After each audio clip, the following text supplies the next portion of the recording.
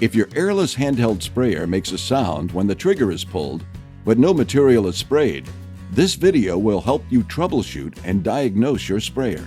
First, make sure there is only one flex liner in the cup support.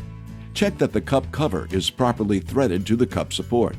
If the threads are visible below the cup cover while tight, fully remove and reinstall the cup support so that no threads are visible. Make certain that cup assembly is properly locked onto the sprayer. Open the vacuum valve cap.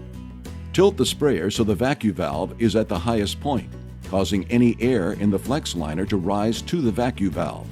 Gently squeeze the flex liner to evacuate all of the air through the vacuum valve air hole. Once you see material enter the vacuum valve reservoir, all the air should be evacuated from the flex liner. Stop squeezing the flex liner and snap the vacuum valve cap closed. Plug the sprayer into a power source or attach the battery.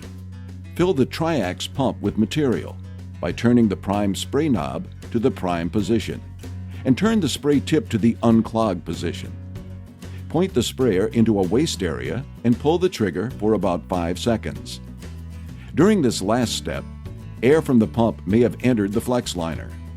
Once again, open the vacuum valve cap and squeeze the air out of the flex liner.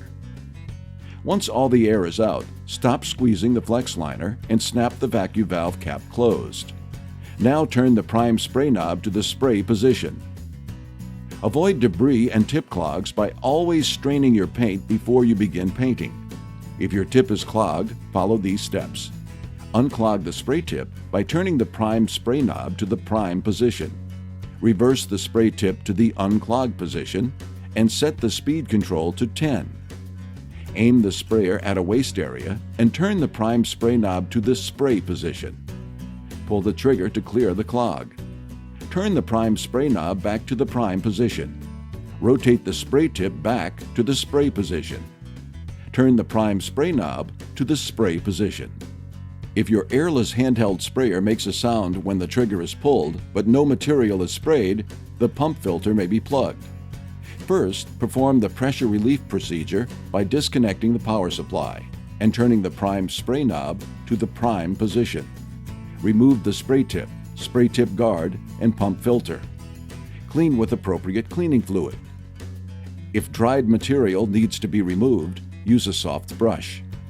Reassemble the spray tip guard, and pump filter, and reprime the system.